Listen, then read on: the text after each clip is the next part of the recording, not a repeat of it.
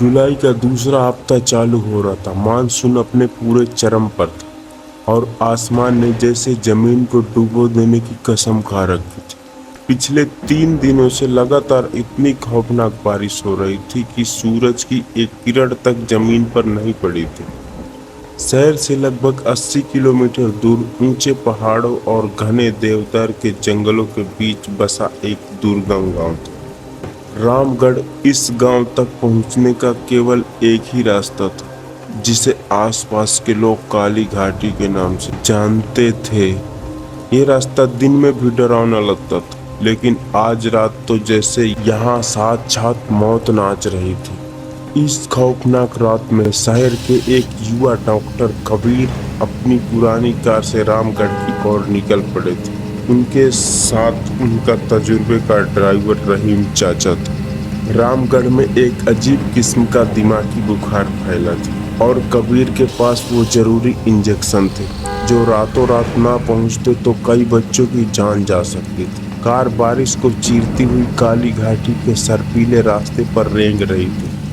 Car के wiper अपनी पूरी ताकत से शीशे से पानी हटाने की कोशिश कर रहे थे, लेकिन बारिश इतनी खौफनाक थी कि शीशा हर एक सेकंड में दोबारा पानी की मोटी चादर से ढक जाती। कार की हेडलाइट की पीली रोशनी घने कोहरे और बारिश की मोटी बूंदों से टकराकर बस कुछ मीटर दूर तक ही जा पा रही थी।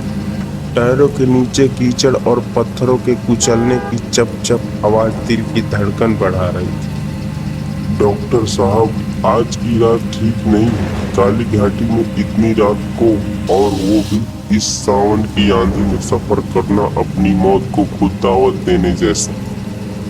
लोग कहते हैं कि इस रास्ते पर एक भूखी औरत घूमती, वो भी सड़क पर लिफ्ट मांगती। अगर कोई गलती से रुक जाए तो उसकी गाड़ी कभी अपनी मंजिल तक नहीं पहुंचती। डॉक्टर कबीर ने कार के हीटर से अपने ठंडे हाथ सेंकते हुए कहा, रहीम चाचा, ये भूत प्रेत सिर्फ कहानियों में होते हैं। हमें सुबह तक वहाँ पहुँचना ही होगा। मासूम बच्चों की जान खतरे में है। कबीर ने इस बात को अंधविश्वास समझकर अनसुना कर दिया। गाड़ी एक पुराने जर्जर और संकरे पुल के पास पहुंच चुकी थी, जिसके नीचे उफनती हुई पहाड़ी नदी शोर मचा रही थी। तभी अचानक एक तेज धमाका हुआ। एक भयानक आवाज के साथ कार का इंजन जोर से खांसा और पूरी गाड़ी एक झटके के साथ हिली और बंद हो गई। हेडलाइट फड़फड़ाई और बुझ गई। अब वहां सिर्फ गुप्त अंधेरा था।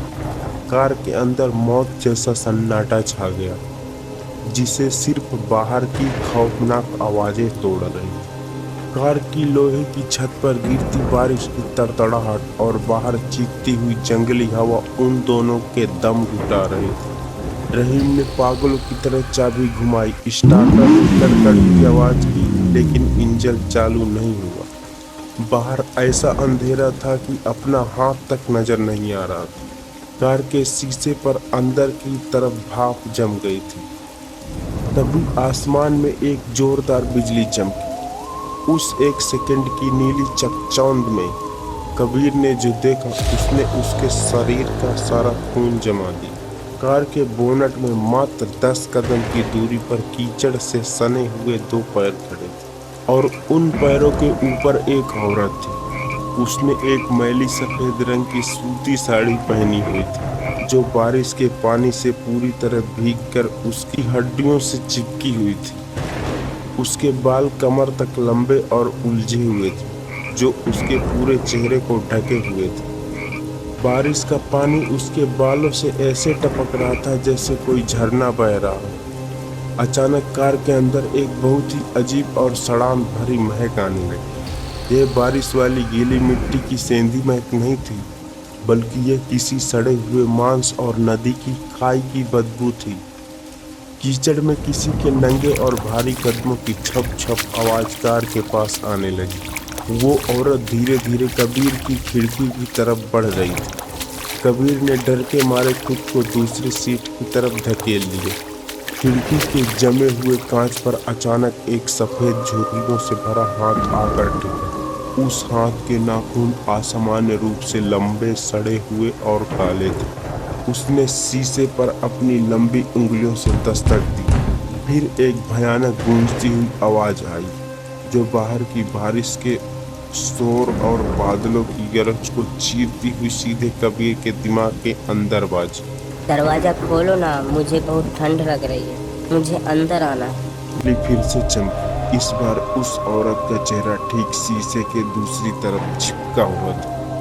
उसके बाल पीछे हट चुके थे। उसकी आंखें पूरी तरह से सफेद थी, उनमें कोई पुतली नहीं थी। उसके होंठ कटे हुए थे और मसूड़ों से काला खून रिसकर बारिश के पानी में मिल रहा था। कबीर की चीख निकल गई। रहीम ने अपने जेब से एक पुराना ताबीज निकाला और आंखें बंद करके प्रार्थना करने लगा।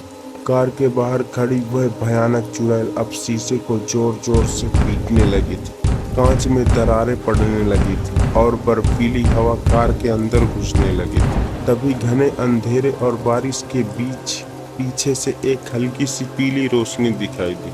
यह एक लालटेन की रोशनी थी। एक बूढ़ा आदमी जिसने खाकी रंग का पुराना बरसाती कोट पहना हुआ था और सिर पर एक पुरानी टोपी लगाई थी, बारिश में भीगता हुआ उनकी कार की तरफ आ रहा था। उस चुड़ैल ने जैसे ही उस बूढ़े आदमी को देखा, वो अचानक पीछे हटी। उसने एक भयानक और दर्दनाक चीख मारी जो किसी भेड़िया की चीख जैसी थी और वो पलक झपकाते हुए पुल के नीचे बहती उफनती नदी के अंधेरे में कूदकर गायब हो गया। वह बूढ़ा आदमी कार के बोनट के पास आया। उसने अपनी लालटेन बोनट पर रखी। इतनी भयंकर बारिश और आंधी में भी उस लालटेन की लौ बिल्कुल स्थिर थी। उसने बिना कुछ कहे बोनट खोला और इंजन की कुछ तारों को जोड़ने लगा। 2 मिनट बाद उसने बोनट जोर से बंद किया और रहीम की खिड़की के पास आकर शीशा खटखटाया। रहीम ने कांपते हाथों से शीशा थोड़ा सा नीचे किया। बूढ़े की आवाज में एक अजीब सा ठहराव और शांति थी। उसने कहा, बेटा, डिस्ट्रीब्यूटर में पानी भर गया था, मैंने तार जोड़ दिया है। अब गाड़ी स्टार्ट करो और बिना पीछे मुड़े सीधा रामगढ़ जाना। तुम्हारे पास जो दवाइयाँ हैं वो आज कई मासूमों की जान बचाएंगी। जाओ, वक्त कम है। रहीम ने तुरंत चाबी घुमाई। इस बार गाड़ी एक ही झटके में स्टार्ट हो गई। कबीर ने खिड़की से बाहर झांककर शुक्रिया कहना चाहा, लेकिन तभी बिजली चमकी और उसने देखा कि खिड़की के बाहर कोई नहीं था। ना वो लालटेन, ना वो बूढ़ा आदमी, सिर्फ बारिश की तेज बूंदें सड़क पर गिर रही थी। रहीम ने बिना एक पल गंवाए एक्सीलेटर पर पूरा पैर रख दिया और कार तेजी से रामगढ़ की तरफ भाग निकली। करीब 4 बजे बारिश थम चुकी थी। कबीर और रहीम रामगढ़ के अस्पताल पहुंच गए। दवाइयाँ समय पर पहुंचने की वजह से तड़पते हुए बच्चों की जान बच गई। सुबह जब सूरज की पहली साफ किरण निकली तो कबीर ने सरपंच के साथ चाय पीते हुए रात की वो खौफनाक घटना बताई। सरपंच जी, उस औरत को देखकर तो हमारी जान ही निकल गई थी, लेकिन अगर वो लालटेन वाले बाबा नहीं आते तो हम कभी यहाँ नहीं पहुँच पाते। उन्होंने खाकी रेनकोट पहना था। यह सुनते ही सरपंच के हाथ से चाय का गिलास छूटकर जमीन पर गिर पड़ा और कांच के टुकड़े टुकड़े हुए। सरपंच की आंखों में आंसू आ गए। उन्होंने अस्पताल की दीवार पर टंगी एक बहुत पुरानी ब्लैक एंड व्हाइट तस्वीर की तरफ कांपती उंगली से इशारा किया। साहब, आप जिस बाबा की बात कर रहे हैं वो हमारे गांव के पुराने डाकिया हरिया काका थे। 40 साल पहले गांव में ऐसी ही महामारी फैली थी और लगातार ऐसी ही बारिश हो रही थी। उस समय हरिया काका शहर से पैदल ही दवाइयाँ लेकर आ रहे थे, लेकिन उस पुराने पुल के पास उनका पैर फिसला और वो खाई में गिरकर मर गए थे। कबीर के पूरे शरीर में झुरझुरी दौड़ गई।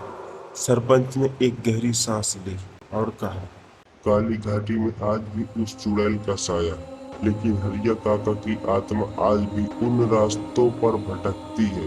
जो भी इस रास्ते से किसी की जान बचाने या किसी ने काम के लिए गुजरता है, हरिया काका उसकी रक्षा करते हैं। उनका फर्ज उनकी मौत के बाद भी जिंदा।